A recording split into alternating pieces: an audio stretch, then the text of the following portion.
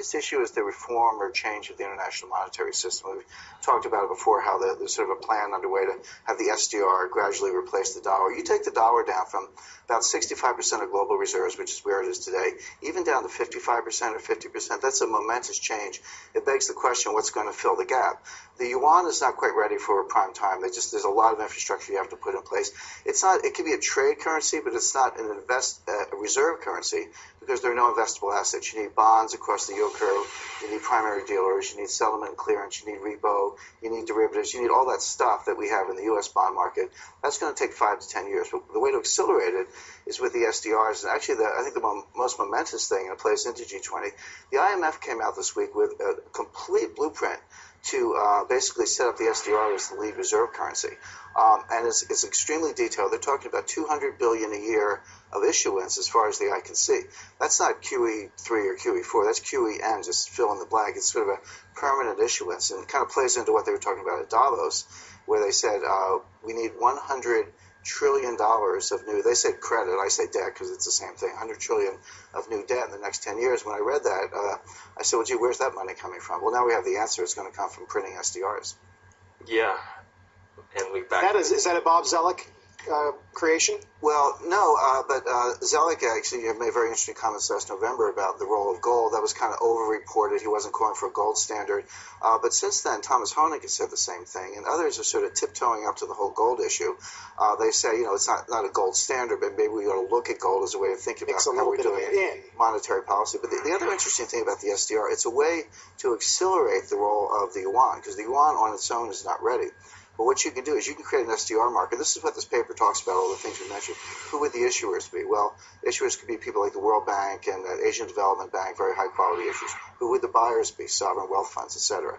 They're going to issue $200 billion a year, and then they actually had a blueprint for the settlement and clearance. Well, then the end game is, once you've got that all going and they're pretty far along, you can change the basket. A lot of people say, well, who cares about the SDR? It's the dollar and the euro, and we already have all that. Yeah, but if you dial down the dollar and dial up the yuan, this is a way to get the yuan into circulation, even though there are no yuan assets. You're going to have an SDR asset with a yuan component. So that's a way to accelerate Japan's arrival. But it's a little bit carrots and sticks with China. Sorry, I said Japan, I meant to say China.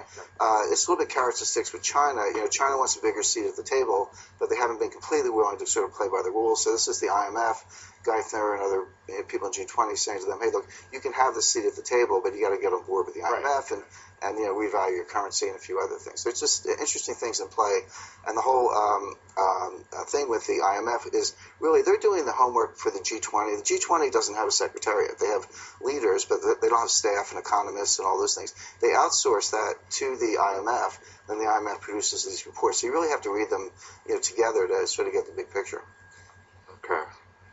Because I looked up 1,000 trillion. It's a quadrillion, but you're only at 100 trillion for new. We're not there yet. We need 10 times that. So I'm still not worried. Right. I'm at 100 trillion. When I read that, I thought it was a typo. So it must be 100 billion, a little shot in the arm. And I was like, no, it was 100 trillion. So that's like our economy over 10 years, or maybe a little bit less.